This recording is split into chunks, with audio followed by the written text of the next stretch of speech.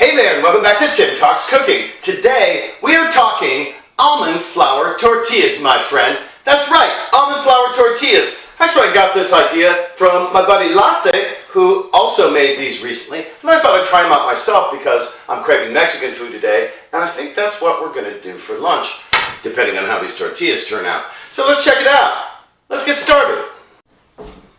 Here's what you'll need to make these almond flour tortillas. Starts off with a cup and a third of almond flour. That's 5.3 ounces or 150 grams. You'll also want a half a cup or so of water, about 120 milliliters.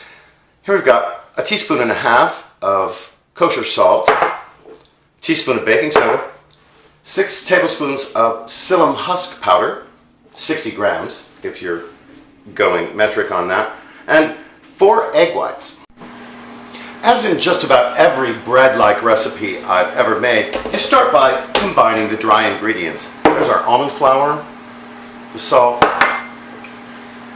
the baking powder, and the psyllium husk powder. If your question is, can I use unground psyllium husks? The answer is no, grind them up. This stuff is really sticky stuff, and this is why you want to do this in your food processor. You can mix this by hand, but it's a bit of a chore, and you're going to want to do it with a fork. I'm just going to combine these quickly, give them a couple of pulses.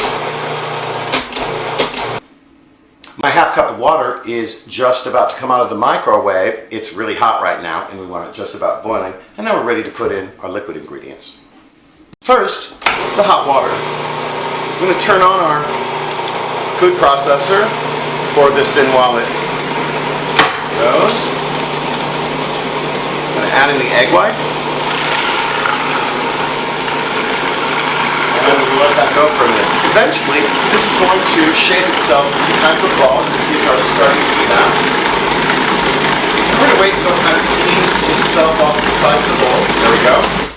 A little bit more. There we go. Now we're going to let this rest for 10 minutes before we move on. And here's what we end up with here. This weighs about a pound, and we're going to make 8 tortillas out of this. So each piece is going to weigh 2 ounces. We can weigh that on a scale, but I kind of prefer to eyeball it. I'm going to start by cutting it in half, cutting the half in half, and that in half again. And we're going to just keep doing that until we have 8 more or less equal pieces to work with. Next, we set these aside. Let's take each piece and I'll roll it between my palms like this to get a fairly round shape. It doesn't have to be perfect. We're going to roll this out with a rolling pin. In Lasse's video, he uses a tortilla press, and I think that's really impressive. I'm going to have to get one. But in the meantime, I'm going to roll them out, and if you don't have one, you can do it this way too. There we go. We've got a nice ball shape. And I'm going to take 2 pieces of parchment paper like this.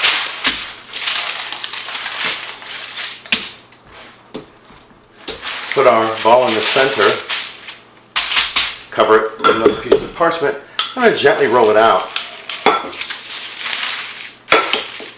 to roughly a 6-inch circle. When I do this, I kind of tend to go for a thickness rather than a shape. And in no time at all, you'll see that you have something that resembles more or less a tortilla, right? Then we get it too thin. I want this to end up being about 1/8 of an inch thick. I just run my palm over to see if it's evenly rolled out, more or less again. Doesn't have to be exact. Now, here we go. It's starting to be pretty much what I want there. Here, just a little thick on this end. Just smooth it out.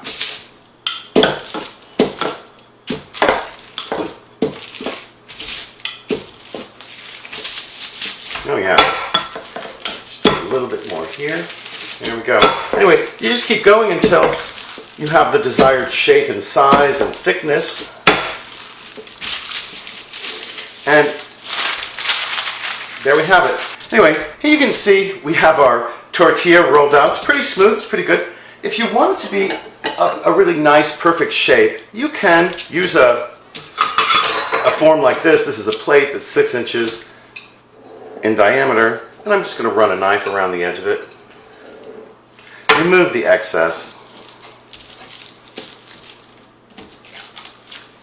And here we have a really nice looking tortilla that is, well, of course mine's never perfect, but there you go. That's a really nice shape, and we can go ahead and bake that up in a frying pan just like this. Okay, a couple of important tips before we get started.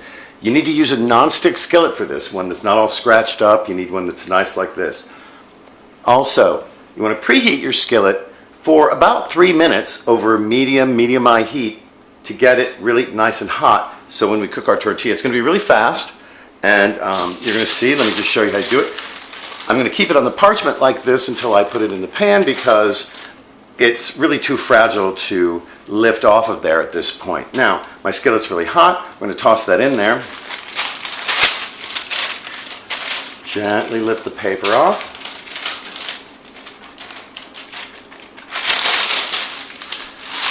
And there we have it. You may notice that the color is really brown. This is, of course, because I used unblanched almond flour. You can use blanched if you'd like a lighter colored tortilla. Anyway, here, you can see it's already starting to bubble up a little bit. And it moves around easily in my skillet. We're just going to leave it there until it bubbles up a little bit more. The color's starting to lighten up a little bit. You'll also begin to smell it as it cooks. Kind of a nutty smell, of course.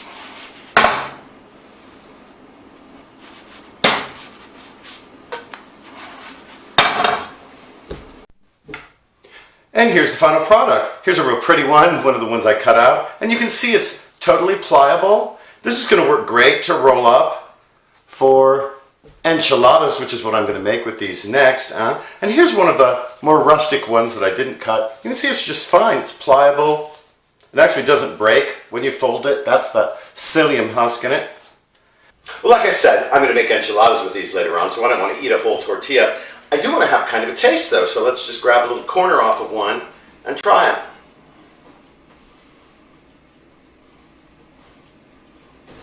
Not bad. I think you have to keep in mind, it's a tortilla, so it's not really the star of the show anyway.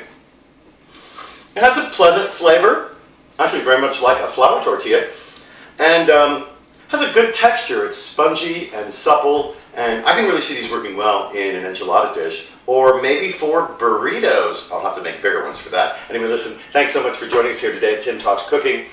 Before you go, please don't forget to like, share, comment, and especially subscribe. Please subscribe. It helps my channel grow, and you can also click on the notifications bell to get a notification every time I upload new videos, which is about a couple of times a week. So there you go. Listen, we'll catch you next time. Tim Talks Cooking.